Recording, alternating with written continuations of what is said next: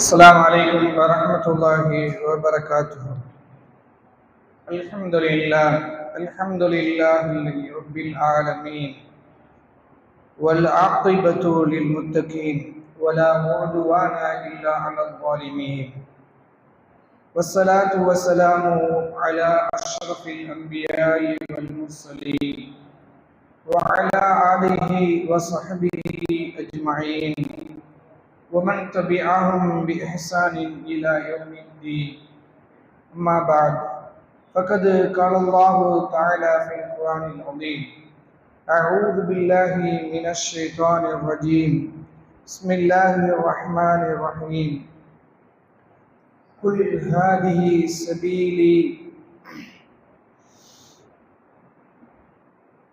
هذه سبيلي أدعو إلى الله على بصيرة أنا ومن اتبعني وسبحان الله وما أنا من المشركين. அனைத்து புகழும் புகழ்ச்சியும் அகிலங்களின் அதிபதியான அல்லாஹ் ஜல்ல ஷானஹு தஆலாவின் திருநாமங்கள் போற்றி புகழ்ந்து இந்த உரையினை துவங்குகிறேன். கண்ணியத்திற்குரிய எல்லாம் வல்ல அல்லாஹ் ஜல்ல ஷானஹு தஆலாவின் நல்லடியார்களே, இந்த ரமலானுடைய தொடராக இமாம் பின் பாஸ் ரஹிமஹுல்லாஹ் அவர்கள் அரபியில் தொகுத்த ஹிராசுத் தௌஹீத், நேரான வழியும் அதற்கு முரணானவைகளும் என்ற உள் தலைப்போடு தொகுக்கப்பட்டிருந்த அந்த புத்தகத்தை தான் நாம் ஓரளவு படித்திருக்கிறோம். அதில் அவர்கள் அக்கீதா என்றால் என்ன, அக்கீதாவுடைய சொல்லின் ஆழமும் அகலமும் எவ்வளவு விசாலமானது, அக்கீதாவை எங்கிருந்து எடுப்பது, கெட்ட அக்கீதாக்கள் எப்படி உருவாகிறது, அப்படி உருவாகுவதை எப்படி தடுத்து கொள்வது என்று சொல்லிவிட்டு, அதுக்கடுத்து அதற்கு அந்த கெட்ட அக்கீதாவின் மூலமாக உருவாகிற ஷிர்க்கும் குஃப்ரும் எவ்வளவு பெரிய ஆபத்தானவைகள், ஒரு மூமினுடைய இம்மை மறுமை வாழ்வை நாசமாக்குகிற நாச காரணிகள் என்பதையும், அதுக்கடுத்து தௌஹீத் என்ற சொல் எவ்வளவு ரத்தின சுருக்கமாக நம்முடைய முன்னோர்களான இமாம்கள் நமக்கு எடுத்து கொடுத்திருக்கிறார்கள். அதற்கு சொல்லுங்க, தௌஹீத் என்ற வார்த்தை எதற்காக பயன்படுத்த போறாங்க? அது ஒரு சொன்னோம்ல, தௌஹீத் என்ற சொல் எதற்காக நம்ம உபயோகிக்கணும்? ஆழமான வார்த்தை என்று சொன்னோம். சரிங்களா? திருப்பி பாருங்க, இல்லாட்டி அந்த புக் இன்ஷா அல்லாஹ் தமிழ்ல கிடைத்தால் வாங்கி படியுங்க. தௌஹீத் என்பது அனைத்தையும் விட்டு அல்லாஹ் தனித்தவன் என்ற பொருளுக்கு சொல்வது. நாம தௌஹீத் என்ற வார்த்தையை எப்படி பயன்படுத்துறோம்? எல்லா வணக்க வழிபாடுகளுக்கும் ஒருத்தன் தான் தகுதியானவன். யாரு? அல்லாஹ் மட்டும்தான். இவ்வளவு லென்த்தியா சொல்லுவத அரபில ஷார்ட்டா சொல்றோம். எப்படி? தௌஹீத் அப்படின்னு சொல்றோம். சரிங்களா? அதே போல தௌஹீதின் வகைகள், தௌஹீதினுடைய வகைகள்ல வஹதத்துல் வுஜூத் எவ்வளவு மோசமான கொள்கை, அதே போல தௌஹீது ஹாக்கிமியா என்ற சமீபத்தில் ஏற்பட்டிருக்கக்கூடிய பிரச்சனைகள், இந்த தௌஹீது தான் படைப்பின் நோக்கமே என்பதையும், அதுக்கடுத்து இமாம் அவர்கள் இந்த நோக்கத்தை தெளிவுபடுத்துவதற்காகத்தான் எல்லா நபிமார்களுமே அனுப்பப்பட்டார்கள் என்று சொல்லிட்டு, அடுத்ததாக அந்த வணக்கத்தின் வகைகளை சொன்னார்கள். அது என்னென்ன வணக்கம் ஞாபகம் இருக்கு சொல்லுங்க. இன்னைக்கு முடிச்சிடலாம் இன்ஷா அல்லாஹ். நம்ம ஒரு லிஸ்ட் வணக்கம் சொன்னோம் கடைசியாகத்தான். என்னென்ன வணக்கங்களை சொன்னார்? ஃபர்ஸ்ட் துவா ஒரு வணக்கம், அடுத்து பயம் ஒரு வணக்கம், அடுத்து ஆதரவு ஒரு வணக்கம், அடுத்து அறுத்து பலியிடுதல் ஒரு வணக்கம், அடுத்து தவக்கல் ஒரு வணக்கம், அடுத்து கடைசியாக சொன்னார் மூனை ஒன்னாக்கினார்கள், ஹவுஃபு ரஜா, ரஹபு ரஹபு ஹுப்பு. சரிங்களா? ஆசை, அச்சம், அன்பு. இவைகளை எல்லாம் தொகுத்து கொடுத்திருக்கார்கள். வணக்கங்களுடைய அஸ்திவாரம் இவைகள், வணக்கங்களுடைய அஸ்திவாரம். இது இல்லாமல் நம்ம வணங்குற வணக்கங்கள் அனைத்தும் அது ஃபவுண்டேஷன் இல்லாத மேல் கூரைகள். அது எப்ப வந்தாலும் சின்ன காத்தடிச்சாலும் அடி தள்ளிட்டு ஓடிடும். இந்த ஏழையும் இந்த இந்த கடைசியாக சொன்ன மூன்றையின் அடிப்படையில தான் நம்முடைய வணக்கங்கள் அனைத்தும் அமைந்திருக்க வேண்டும். அல்லாஹ் ரப்பல் ஆலமீன் அப்படிப்பட்ட நன்மக்களாக நம்மளை ஆக்க வேண்டும். அடுத்தது இமாம் அவர்கள் 4வது பாடமாக ஷிர்கை பற்றி ஸ்டார்ட் பண்ணுகிறார்கள். ரொம்ப ரொம்ப விரிவாக பேசுகிறார்கள். ஒவ்வொரு முஃமினும் கண்டிப்பாக தெரிந்திருக்க வேண்டிய பாடம். நாம ஷிர்கை பற்றி தெரியாமல் இஸ்லாத்திற்குள் நிலைப்பது என்பது இயலாத காரியம். இஸ்லாத்துக்குள்ள நிலைப்பதே, அப்புறம் இஸ்லாத்துக்குள் நிலைக்கலாட்டி அதற்குரிய இழப்பு என்ன? இந்த உலகத்தில் ஷிர்க்குக்குள்ள விழுந்துட்டால் இந்த உம்மாவுக்கு இந்த உலகத்தில் ஏற்பட போகிற இழப்புகள் என்ன? ஃபர்ஸ்ட் பாதுகாப்பின்மை எடுக்கப்பட்டு விடும். ஃபர்ஸ்ட் என்ன எடுத்துவிடும்? அல்லாஹ் பாதுகாப்பு என்பதே இருக்காது. யார் எதற்கு பாதுகாப்பு இருக்காது? ஒரு மூமியினுடைய உயிருக்கு பாதுகாப்பு இருக்காது, ஒரு மூமியினுடைய குடும்பத்துக்கு பாதுகாப்பு இருக்காது, ஒரு மூமியினுடைய சொத்துக்கு பாதுகாப்பு இருக்காது, ஒரு மூமியினுடைய சமூகத்துக்கு பாதுகாப்பு இருக்காது, எதுவுக்குமே பாதுகாப்பு இருக்காது. எல்லாத்தையும் அல்லாஹ் என்ன சொல்றான்னா, எவன் அல்லாஹ்வுக்கு இணை வைக்கிறானோ அவன் வானத்திலிருந்து கீழே விழுந்த பறவையை போன்றவன். யார் வேண்டாலும் அதை தூக்கிட்டு போகும். ஒரு பெரிய காத்தடிச்சு தூரமான இடத்துல கொண்டு போய் விடப்பட்டவனை போல ஷிர்க் வைக்கிறவர்களுக்கு இதுதான் நிலம் என்ற அல்லாஹ். ஏன்னா அல்லாஹ்வுடைய எந்த உதவியும் வராது, அம்னு இருக்காது, பாதுகாப்பு என்பதே இருக்காது. இந்த அளவுக்கு இந்த உலகத்திலேயே பாதிப்பு என்றால் அதை இன்னைக்கு பார்க்கிறோமா? இன்னைக்கு அனுபவிக்கிறோமா இல்லையா? இன்னைக்கு முஸ்லிம் உம்மா அனுபவிக்கிறது. முஸ்லிம்களுடைய உயிருக்கு பாதுகாப்பு இருக்கா? இந்த தமிழ்நாட்டில் கணிச்சு பண்ணி சொல்லாதீங்க. தமிழ்நாட்டில் நம்ம வேற ஒன்றுக்கு பின்னால ஒளிஞ்சிருக்கிறோம், சரிங்களா? வட மாநிலங்கள்ல, பர்மாவுல, சிரியாவுல, ஈராக்ல, லெபனான்ல, ஜோர்டான்ல, இன்னையும் ஒட்டுமொத்த உலகத்திலையும் ஒரு முஸ்லிமுடைய உயிருக்கு அச்சுறுத்தல் இருக்கா இல்லையா? நல்லவனாவே இல்லை, கெட்டது செய்யாமலே, கெட்டது செஞ்சு போயிட்டு போட்டோம், தொப்பி தாடி வச்சிருந்தாலே அவன் உயிருக்கு அச்சுறுத்தல் வருது, அவனுடைய குடும்பங்கள் சூறையாடப்படுது. ஒண்ணுமே இல்லை.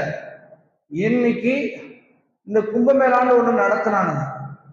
ட்ரெயினை பப்ளிக் அடிச்சு உடைச்சான். ட்ரெயின் அடிச்சு உடைக்கிறான். பாவம் ரிசர்வ் பண்ணி ஏறி உட்கார்ந்து இருந்த மக்கள் அடிச்சு தள்ளி விட்டு ஏறி உட்கார்ந்து போறான். இப்படி எல்லாம் போனவனுங்களுக்கு என்னடா அப்படின்னா, பக்தர்கள் அப்படித்தான் இருப்பார்கள்ன்றான். ஒண்ணுமே இல்லாம ஒரு கலவரத்தை ஏற்படுத்தி விட்டுட்டு ஒரு சினிமா படம் எடுக்கிறான். ஒரு பைத்தியகாரன், எந்த விதமான வரலாற்று தகவலும் இல்லாத ஒரு கற்பனை மூளையில உள்ள கற்பனை, அவன் ஒரு படம் எடுக்கிறான். அந்த படத்தை எப்படி உருவாக்குறான்னா, ஏதோ அவுரங்கசீப் இந்த உலகத்துல கொடூரமானவர் மாதிரியும், அவர் இஸ்லாத்திற்காகத்தான் இந்த உலகத்தில் ஆட்சி செய்தார் என்பதை போலவும் சித்தரிச்சு, அது சிவாஜியுடைய தம்பிய கொடூரமாக கொலை பண்ணான் என்ற ஒரு பச்சை பொய், எந்த ஆதாரமும் இல்லாத வடிகட்டிய முட்டாள்தனமான கற்பனை உருவான ஒரு பைத்தியகாரன் எடுத்த அந்த படத்துக்கு என்ன நிலைமை வந்திருக்குன்னா, உடனே மகாராஷ்டிரா சட்டசபையில அந்த முதலமைச்சர், அவன் என்னத்தை படிச்சா என்ன அறிவு இருக்குன்னு தெரியல, வெறுப்பு, அவன் என்ன பண்றான்னா, உடனே அவுரங்கசீபனுடைய கபர் தோண்டப்படும், அகற்றப்படும் அறிவிக்கிறான். அங்கு எதிர்ப்பு கிளம்புது.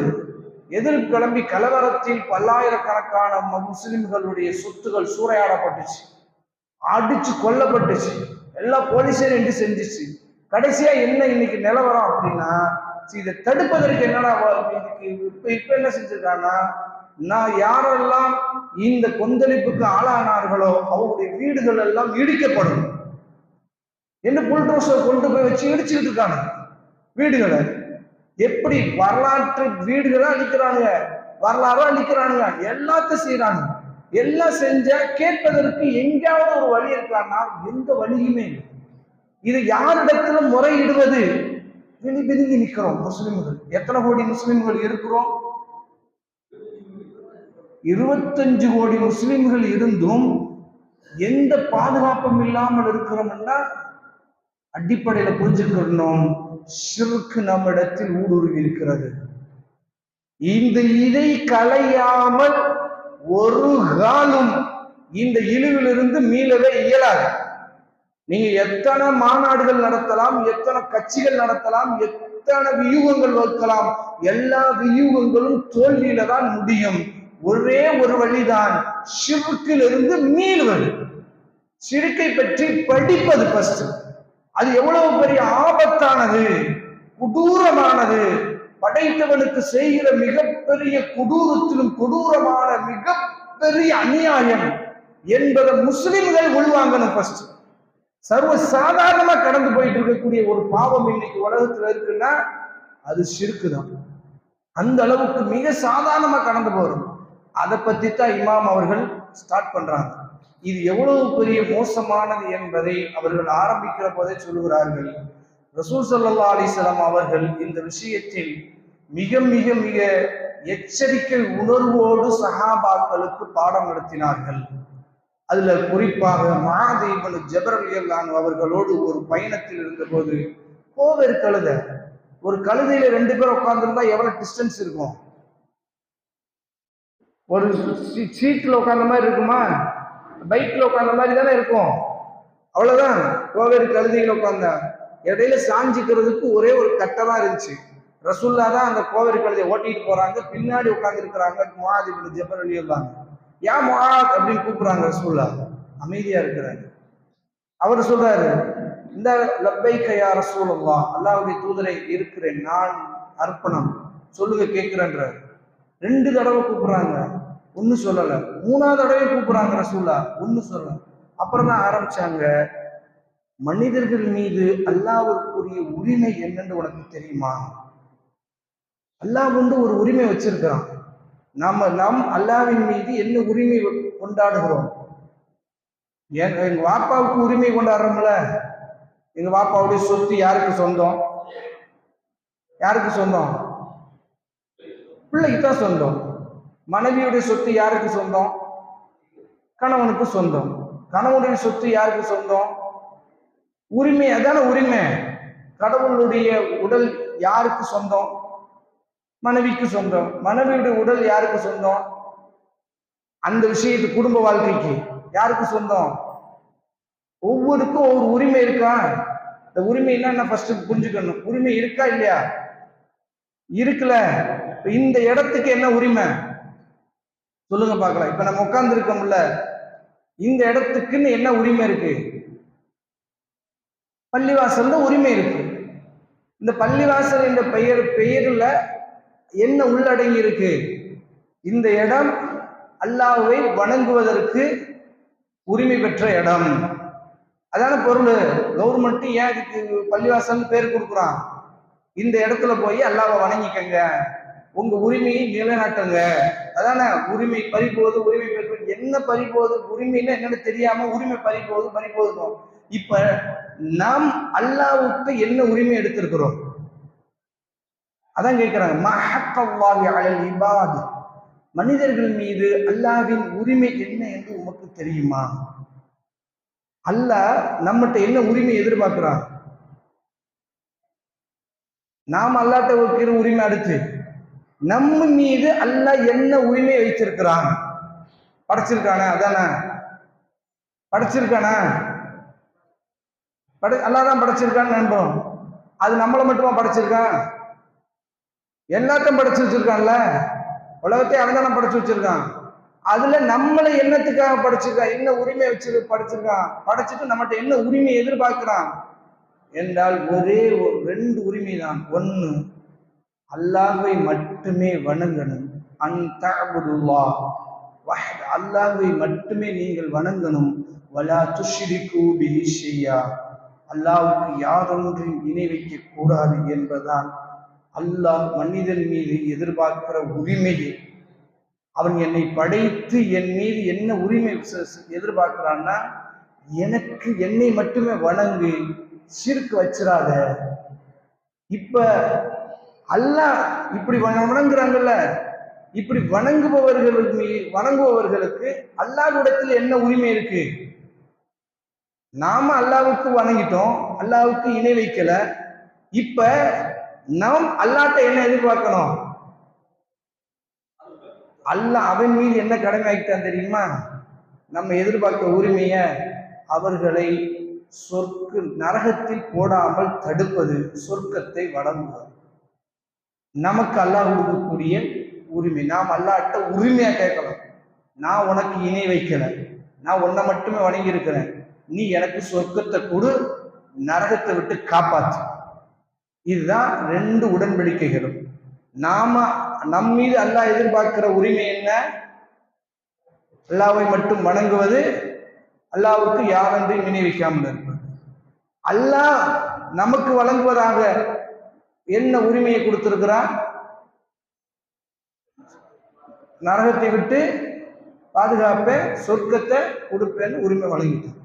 இப்ப இந்த ஷிர்க் என்பது எவ்வளவு பெரிய பாவம். ஃபர்ஸ்ட் சொல்லுகிறார்கள், இது துரோகம் என்கிறார்கள் பெருமானார் ஸல்லல்லாஹு அலைஹி வஸல்லம். துரோகம். துரோகத்தை எந்த மனிதனால் ஏற்றுக்கிறோமா? உலகத்துல துரோகத்தை சகித்து கொண்டு வாழ்கிற ஒரு மனிதனை காட்ட முடியுமா? மனைவி துரோகம் செஞ்சா ஏற்றுக்கிறோமா? நீ புருஷன் பெட்டு 2 பேருக்கு சொந்தமா ஏற்றுக்கிறோமா? பேருக்கு புருஷனுக்கு பேரை போட்டுட்டு பெட்டு 2 பேருக்கு சொந்தம், துரோகம் ஏத்துக்கிறோமா? ரசூலுல்லாஹ்ட்ட கேட்கிறாங்க இப்னு மஸ்ஊத் ரலியல்லாஹு அன்ஹு, அக்பருல் கபாயிர், பாவங்களிலேயே மிகப்பெரிய பாவம் எது யா ரசூலல்லாஹ்? அன் ததுஉ நித்தன் வஹுவ ஹலகக், அல்லாஹ் உன்னை படைத்திருக்க கற்பனை தெய்வங்களை நீ அழைக்கிறையே, அதுதான் பெரிய பாவம். உன்னை படைச்சவன் அவன், உனக்கு உரிமை உள்ளவன் அவன். உனக்கு கண்ணை கொடுத்து, காதை கொடுத்து, மூக்கை கொடுத்து, எல்லாத்தையும் செதுக்கி எடுத்து எதுக்குள்ள வச்சு, உன் தாய் கருவறைக்குள்ள வச்சு உன்னை வடிவமைத்தது அவன் தான். உனக்கு ரூஹ கொடுத்தது அவன். உன் தாய் உன்னை பெற்றெடுப்பதற்கு சுமப்பதற்காக அனைத்து சௌகரியங்களையும் செய்து கொடுத்தவன் அவன்.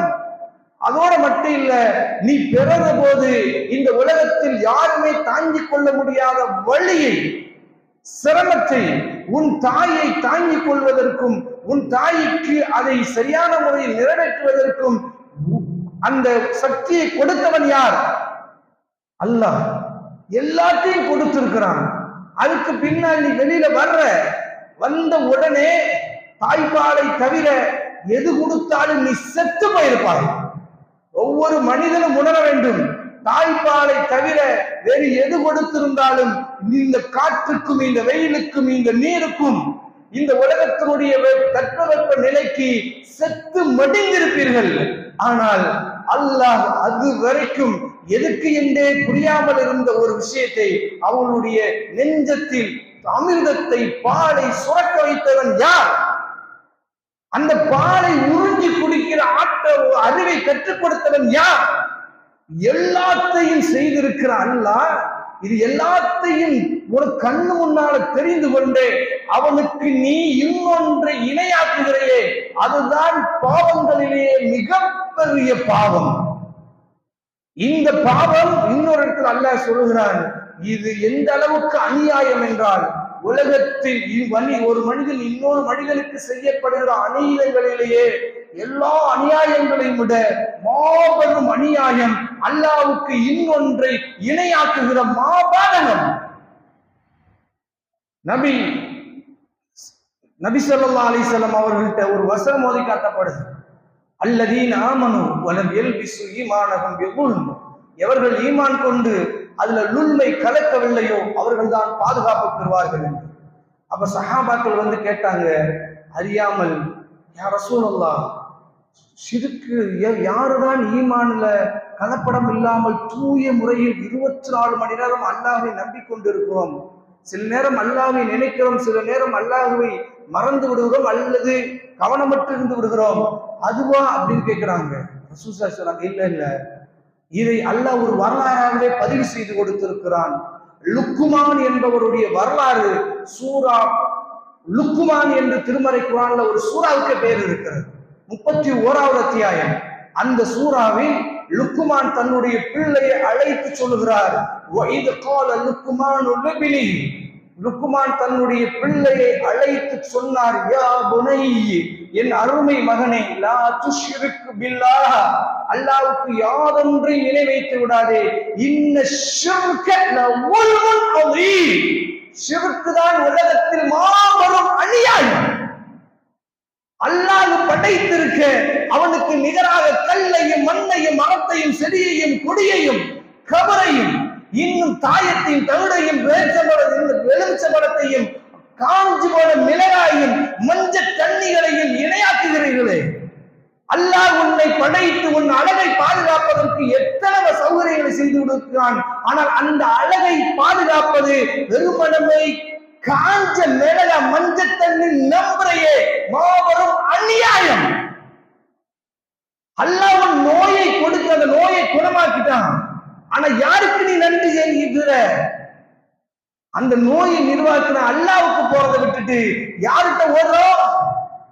அவுலியாக்கள், தவிடு, தாயத்து, எத்தனை அநியாய அனாச்சாரங்கள் இதெல்லாம் செய்யறமே. அநியாயமா இல்ல? இந்த அநியாயத்தை தான் அல்லாஹ் உல்ம் என்று சொல்கிறான். மாபெரும் அணி இந்த ஷிர்கை மாபெரும் உல்ம் என்று சொல்கிறான். மாபெரும் பாதகம். அல்லாஹ் மனிதன் இட்டு கட்டுவதை கற்பனையில உருவாக்குற விஷயங்களே மாபெரும் பாதகம் எது என்றால்,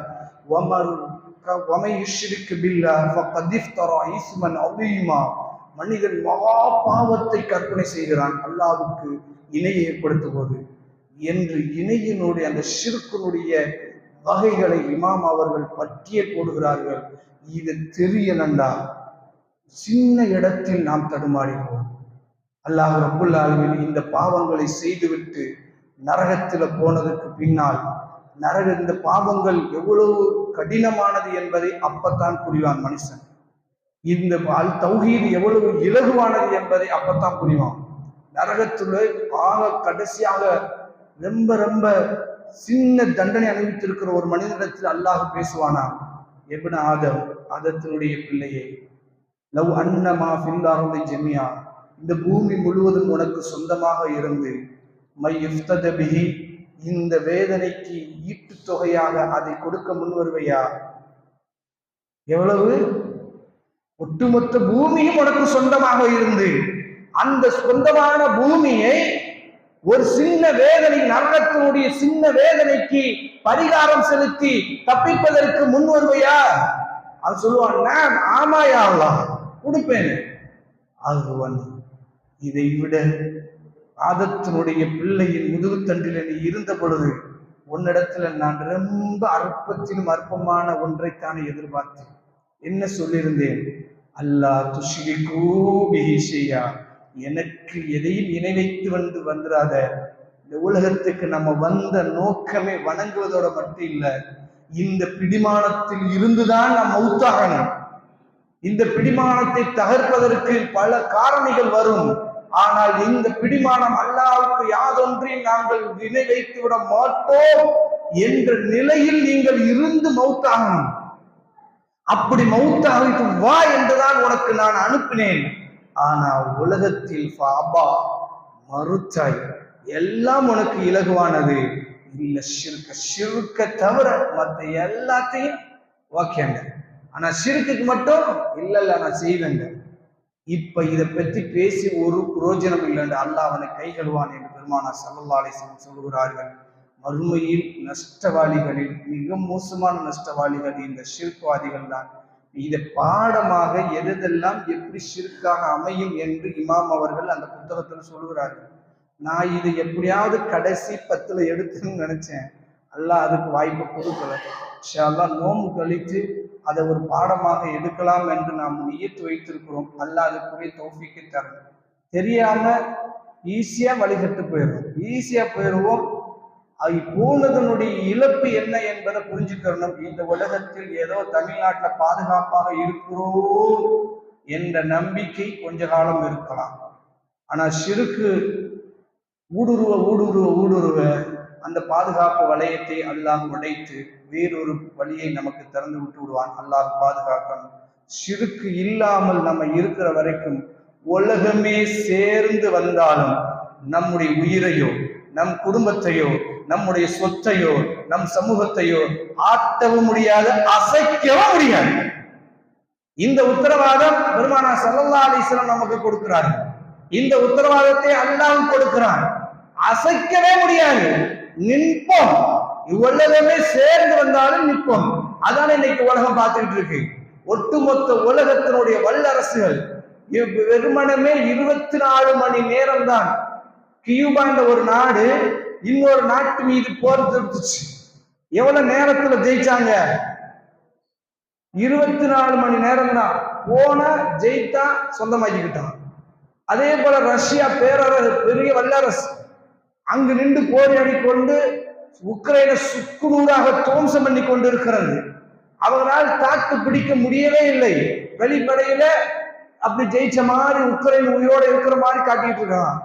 ஆனால் ஒட்டுமொத்த உலகத்தினுடைய வல்லரசின் கோர முகமும் கஸா என்ற 300 ஸ்கொயர் ஃபீட், எவ்வளவு? 300 கிலோமீட்டர் இல்ல, 309,000 ஸ்கொயர் ஃபீட். அப்படின்னா எவ்வளவு ஆயிருக்கும்? ஒரு 10 ஏக்கர் வருமா? 33,000 ஸ்கொயர் ஃபீட். எவ்வளவு சொல்றோம்? ரொம்ப கம்மியான 3 முனிசிபாலிட்டி. மொத்தமே எவ்வளவுதான்? 3 முனிசிபாலிட்டி தான். ஆனா மக்கள் தொகை 23 லட்சம் பேர்.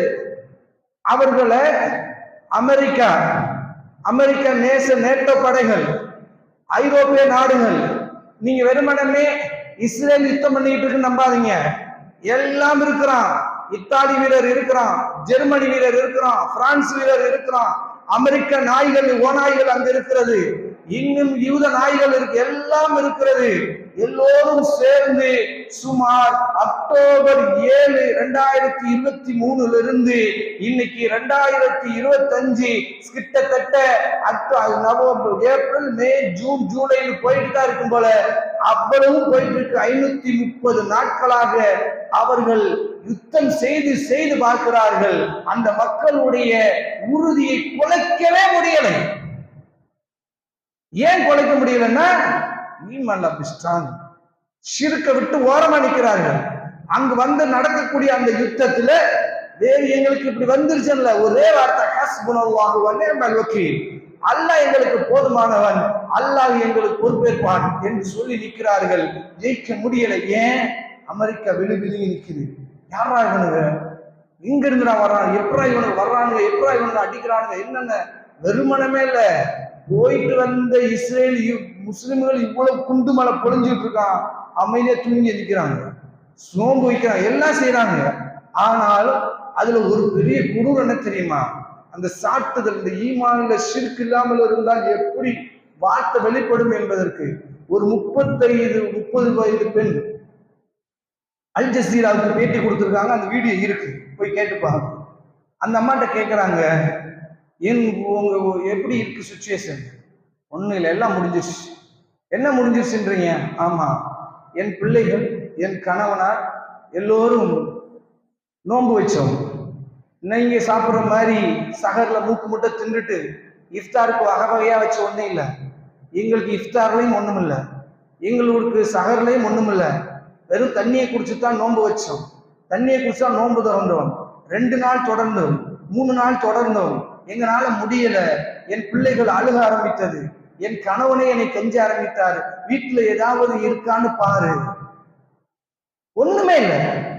நானும் தொலாவி பார்த்தேன், எதுவுமே இல்லை நோம்பு திறக்கிறதுக்கு. நான் ஒரு முடிவு செஞ்சுட்டு அவங்ககிட்ட சொன்னேன், நான் சகருக்குள் எப்படியாவது உங்களுக்கு உணவு தயாரித்து விடுகிறேன், அது வரைக்கும் பொறுத்து கொள்ளுங்கள். நானும் சகரு வரைக்கும் இடாமல் எங்கெங்கோ ஓடி வேலைகள் அது இதுன்னு செஞ்சு பார்த்தா ஒண்ணும் இல்லை, உணவுக்கு வழியே இல்லை. காலையில் சகருக்கு சரி வேற வழி இல்லை, எழுப்புவோம் என்று என் பிள்ளைகளையும் என் கணவனையும் எழுப்பினேன். அல்லாஹ் அவர்களுக்கு உணவளித்து மொத்தமாக கூப்பிட்டு கொண்டான். பசியிலே அவர்களை அல்லாஹ் எடுத்துக்கொண்டான். நான் வாக்குறுதி கொடுத்தேன் இந்த உலகத்தில் ரிஸ்க் அளிப்பதாக, ஏதோ தேடி கொண்டு வந்து கொடுப்பேன். ஆனால் அல்லாஹ் முழுமையாக அவர்களை பசியிலே கைப்பற்றி கொண்டான். மற்றவங்கெல்லாம் என்ன சொல்லியிருப்போம்? எவனையே நிந்திச்சிருப்போம். அரபுகள் நாசமாகட்டும், அரபு மன்னர்கள் நாசமாகட்டும், இந்த அமெரிக்கா அழிக்கட்டும், என்னென்ன பழிகளை யார் மேல போட முடியுமோ அவ்வளையும் போடுகிறோம். ஆனால் ஈமானில் உறுதியாக நின்ற இந்த செயல் நமக்குத்தான் வரும். கீழ்ப்படிதல், அர்ப்பணிப்பு. அல்லாஹ்வுக்கு கீழ்ப்படிஞ்சோம். பைத்துல் மக்தஸை பாதுகாப்பதற்காகத்தான் எங்களுடைய போராட்டம், எங்களுடைய யுத்தம். அந்த பைத்துல் மக்தஸுக்கான போராட்ட யுத்தத்தில் நாங்கள் அல்லாஹ்வுக்கு கீழ்ப்படிந்து அல்லாஹ்வை நேசிக்கிறோம். அந்த நேசத்திற்காக எங்களுக்கு வந்திருக்கக்கூடிய சிரமங்கள் இன்னைக்கு உச்சபட்சம் என்ன? பிள்ளைகளும் இல்லை, கணவனும் இல்லை, கண்ணு முன்னால பசியிலே துடிதுடித்து செல்கிறார்கள், அவர்கள் ஷஹீதாகிறார்கள். ஆனா அந்த பெண் சொல்லுகிறாள், அல்லாஹ் தான் இதை எங்களுக்கு செய்தான். எப்படி? நமக்கு ஒரு நோய் வந்துட்டா நம்ம பொம்பளைங்களுக்கு என்ன வார்த்தை வருது? அல்லாஹ்வுக்கு வேற ஆளே தெரியலையா? ஐடியா சொல்றது. வேறு உலகத்துல வேற யாருமே தெரியலையா? என் பிள்ளைதான் தெரியணுமா? யாருக்கு? அல்லாஹ்வுக்கு. இந்த அம்மா எடுத்து கொடுக்குது. அதோட மட்டும் இல்லை, நோய் கொஞ்சம் போயிடுச்சுன்னா கழுதை எத்தனை மருந்துத்தான் திண்டு தொலைகிறது, போய் தொலைய மாட்டேது. அல்லாஹ் நாடுற வரைக்கும் இருக்கும் என்ற நம்பிக்கையில பாருங்க. எத்தனை வருஷமானாலும் அல்லாஹ் நாடுற வரைக்கும் இருக்கும். அந்த நோய் நம்மளை விட்டு போகாது. ஏன்? நம்முடைய பாவங்களை அல்லாஹ் துடை தெரிந்து கொண்டு இருக்கிறான். இலைகள் எப்படி இலை எதிர்காலத்தில் மரத்திலிருந்து கீழே விழுகிறதோ அதுபோல் நம் பாவங்கள் விழுந்து கொண்டு இருக்கிறது. ரசூலுல்லாஹ் சொல்றாங்க, ஒரு மூமினுடைய காலில் முள் தைத்தாலும் அந்த வலிக்காக வேண்டி அல்லாஹ் பாவத்தை அழிக்கிறான். இப்படி நமக்கு சொல்லி கொடுத்திருக்கிறார்கள். காரணம் ஈமானோடு சம்பந்தப்பட்டது. ஷிருக்கு ஏதோ இதை உடைப்பதற்கு வரும். அல்லாஹ் நம்மளை பாதுகாக்க வேண்டும். அல்லாஹ்விடத்தில் மன்றாடுங்கள், இறைவா உன்னை சிறுக்கு வைக்காத நிலையில் நாங்கள் மரணிக்க வேண்டும். நீ அந்த மாதிரி வருகிற போது நபி யூசுப் அலைஹிஸ்ஸலாம் சொன்ன வார்த்தை சுப்ஹானல்லாஹ். எல்லாம் புரிஞ்சுக்கோங்க, ரெண்டே வார்த்தை தான். சுப்ஹானல்லாஹ் வமா அன மினல் முஷ்ரிகீன். என்ன சொன்னாங்க? அல்லாஹ் தூயவன், முஷ்ரிக்குகளில் நான் இல்லை. பிரகடனப்படுத்துறாங்க. யாரு? யூசுப் அலைஹிஸ்ஸலாம். உங்களுக்கு அந்த மாதிரி நெருக்கடி, இந்த நோய்க்கு இங்க போனா வந்துருச்சா அங்கு குணமாகும்னு எவனாவது சொன்னான்னா சுப்ஹானல்லாஹ் வமா அன மினல் முஷ்ரிகீன். நோயை விட கொடூரமான பாவத்தை சொல்றமா நீ? நோய்க்காவது முடிவு இருக்கு, நீ சொல்ற நோய்க்கு முடிவே இல்லை. அதே போல வறுமை, அங்க போய் மந்திரிச்சுட்டு வந்தா வறுமை போயிருந்து எவனாவது சொன்னான்னா சுப்ஹானல்லாஹ் வமா அன மினல் முஷ்ரிகீன் என்று சொல்லுவோம். இது நீண்ட நெடிய பாடம். அல்லாஹ் அதை உணர்த்தி ஷிர்க்கிலிருந்து பாதுகாப்பு பெறுவதற்கு இன்னொரு துவா எல்லா நபிமார்களும் செய்திருக்கார்கள், வசியத்து செய்திருக்கார்கள். அல்லாஹ்வும் வசியத்து செய்கிறான். என்ன வசியத்து செய்யறான் அல்லாஹ்? சொல்லுங்க. உங்களுக்கும் எனக்கும் அல்லாஹ் வசியத்துனா என்னது? மரண சாசனம். என்ன செஞ்சிருக்கிறான்? வலா தமூத்துன்ன இல்ல வான்தும் முஸ்லிமூன். அல்லாஹ் வசியத்து செய்யறான். என்ன? நீங்க முஸ்லிம்களாகவே அன்றி மரணிச்சிடாதீங்க. நபி இப்ராஹிம் அலைஹிஸ்ஸலாம் அவங்க வசியத்து செஞ்சிருக்காங்க.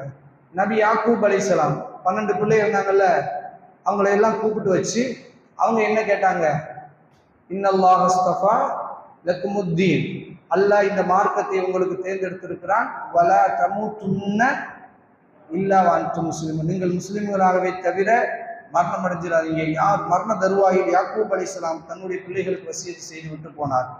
இப்படி நபி ஸல்லல்லாஹு அலைஹி வஸல்லம் அவர்களுக்கு இறங்கியதே என்னன்னா, நீங்க மரணமாகிற போது அல்லாஹ்வின் மீது நல்லெண்ணத்தோடு மரணியுங்கள், நல்லெண்ணங்கள் வைத்து மரணியுங்கள். அல்ல கடைசியாக நபி யூசுப் அலைஹிஸ்ஸலாமும் ரசூல் ஸல்லல்லாஹு அலைஹி வஸல்லம் அல்லது மரணத்தை கண்டு எவரெல்லாம் ஷிர்க்குக்கு அஞ்சினார்களோ, விளங்கினார்களோ, அஞ்சினார்களோ அவர்கள் எல்லாம் செய்த துவா 2 திருமறை குர்ஆன் சொல்லுது. திருப்பி மனப்பாடம் பண்ணுங்க. அல்லாஹும்ம அஃப்ரிக் அலைனா ஸப்ரா, இறைவா எங்கள் மீது பொறுமையை பொழிவாயா, வதவஃபனா முஸ்லிமீன், எங்களை முஸ்லிம்களாக கைப்பற்றிக்கோ. எங்கிட்ட மலக்குல் மௌத் வரும்போது நாங்க எப்படி இருக்கணும்? லா இலாஹ இல்லல்லாஹ் எப்படி சொல்லிக்கிட்டு இருக்கணும்? லா இலாஹ இல்லல்லாஹ்னு சொல்லிக்கிட்டு இருக்கணும். அப்படி சந்திப்பவர்களை மலக்குல் மௌத் கண்ணியத்தோடு கூப்பிடுவார். யா ரூஹத் தய்யிபா, மனமிக்க ஆன்மாவே அப்படின்னு. யாரு? தலைமாட்டில் உட்காந்து. அப்படி அந்த மாதிரி அல்லாஹ்விடத்துல கேளுங்க. இன்னொன்று நபி யூசுப் அலைஹிஸ்ஸலாம் செய்து விடுவார். ரப்பி தவஃபனி முஸ்லிமா வஅல்ஹிக்னி பிஸ்ஸாலிஹீன். ரப்பி சொல்லுங்க, ரப்பி தவஃபனி முஸ்லிமா, இறைவா என்னை முஸ்லிமாக கைப்பற்று. எப்படி கேட்குறாங்க? என்னை தவஃபனின்னா மௌத்தாக்குன்னு அர்த்தம். நேரடி பொருள் என்னன்னா கைப்பற்று, தூக்குறது. கைப்பற்றோம்ல, அதுக்கு தான் தவஃபனி. என்னை எடுத்துக்கொள். எப்படி எடுத்துக்க? முஸ்லிமா எடுத்துக்க. வஅல்ஹிக்னி பிஸ்ஸாலிஹீன், நல்லவர்களோடு என்னை, சாலிஹீன்களோடு என்னை இணைத்து வை. யாரோட இருக்கணும்? அபுஜஹலோட இருக்கணுமா? குத்துபாவோட இருக்கணுமா? ஷைபாவோட இருக்கணுமா? நம்மால் நிறைய பேர் விஜயோட இருக்கணும்ன்றான். இப்போ உள்ள இளைஞர்களுக்கு இவன் யாரோட இருப்பான்றது அல்லாஹ்வுக்கு தெரியாது, அல்லாஹ்வுக்கு மட்டும் தான் தெரியும். அதானே? விஜய் யாரோடு மறுமையில் இருக்க போறான் என்பது அல்லாஹ்வுக்கு. மோடியை சொல்லிடலாம் தெளிவா. மோடி யாரோட தான் இருக்க போறான்? ஒரு முஸ்லீம் ஆகலன்னா ஃபிரௌனோட தான் இருக்க போறான், ஹாமானோட இருக்க போறான், இவங்களோட இருக்க போறான். இவன் எதோட இருக்க போறான்னு தெரியல. எல்லாம் இப்ப நம்ம இளைஞர்கள்லாம் யாரோட இருக்குன்னு ஆசைப்படுறான்? விஜயோட இருக்க போறான். அடப்பாவிய, இவனை எதோட இருக்க போறான்னு தெரியல. அந்த யூசுப் அலைஹிஸ்ஸலாம் கேட்க, அல்ஹிக்னி பிஸ்ஸாலிஹீன், நல்லவர்களோடு என்னை இணைத்து வை. இப்ராஹிம் அலைஹிஸ்ஸலாத்தோடு என்னை சேர்த்து விடு, யாக்கூப் அலைஹிஸ்ஸலாத்தோடு சேர்த்து விடு, நபி இஸ்ஹாக் அலைஹிஸ்ஸலாத்தோடு சேர்த்து விடு, நபி இஸ்மாயில் அலைஹிஸ்ஸலாத்தோடு சேர்த்து விடு. ஏன்? இவங்கெல்லாம் முன்னோர்கள், யூசுப் அலைஹிஸ்ஸலாத்தினுடைய முன்னோர்கள். அவங்களோட போய் சேர்த்துடு, கெட்டவையோட இவரை சேர்த்துடாத என்று கேட்டார்கள். இது ரொம்ப முக்கியமானது. இதைத்தான் ரசூல் ஸல்லல்லாஹு அலைஹி வஸல்லம் அவர்கள் தங்களுடைய இறுதி மூச்சு, சுப்ஹானல்லாஹ், இறுதி மூச்சு, ரசூலுல்லாஹ்வுடைய உயிர் பிரிகிற நேரத்தில் அவருடைய நாவிலிருந்து வந்த வார்த்தை இலா ரஃபீகில் ஆலா, இறைவா உயர்ந்த நண்பர்களோடு சேர்த்து வச்சு. யாரோட?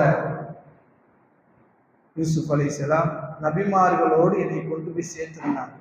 இதை இதை மௌத்துக்கு, ஷிர்க்குக்கு பயப்படுங்கள். குறிப்பாக ஷிர்க் மௌத்து நேரத்தில் கலக்க விடாமல் பாதுகாப்பு தேடுங்கள்.